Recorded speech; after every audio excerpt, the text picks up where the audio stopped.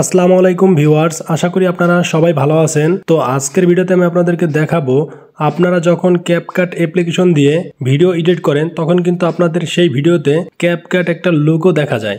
তো বন্ধুরা, আজকের এই ভিডিওর মাধ্যমে আমি আপনাদেরকে দেখিয়ে দিব সেই লোগোটি কিভাবে আপনারা রিমুভ করবেন। তার জন্য প্রথমে ক্যাপকাট অ্যাপ্লিকেশনটি আপডেট করে ক্যাপকাটে প্রবেশ করবেন এবং একটা ভিডিও আপনি সিলেক্ট করে নেবেন। সিলেক্ট করে নেওয়ার পরে দেখতে পারতেছেন উপরে দেখতে পারতেছেন যে ক্যাপকাট একটা লোগো আছে আপনার ভিডিওতে। তো বন্ধুরা, এই লোগোটি আপনারা রিমুভ করবেন। তার আগে আর একটা ক্যাপকাট, যে লাস্ট ভিডিওর পরে একটা ক্যাপকাটের যে একটা নোটিফিকেশন থাকে সেটাকে রিমুভ করে নেবেন। করে নেওয়ার পরে এখন আপনাদের কাজ হচ্ছে আপনারা ওই উপরের ক্যাপকাটের উপরে ক্লিক করে দিবেন। তারপর এখানে দেখতে পারবেন লওয়ার, লিফট, এগুলো আপনারা কোনো কিছু সিলেক্ট করতে হবে না।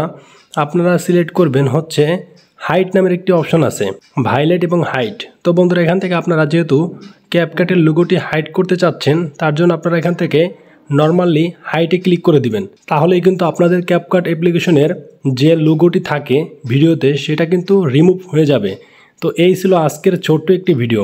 আপনারা যদি আমার ভিডিওটি প্রথম থেকে শেষ পর্যন্ত দেখেন তাহলে কিন্তু বুঝে গেছেন যে ক্যাপকাটে ভিডিও এডিটিং করার সময় কিভাবে লোগোটি রিমুভ করতে হয়। ধন্যবাদ আপনাদের সবাইকে।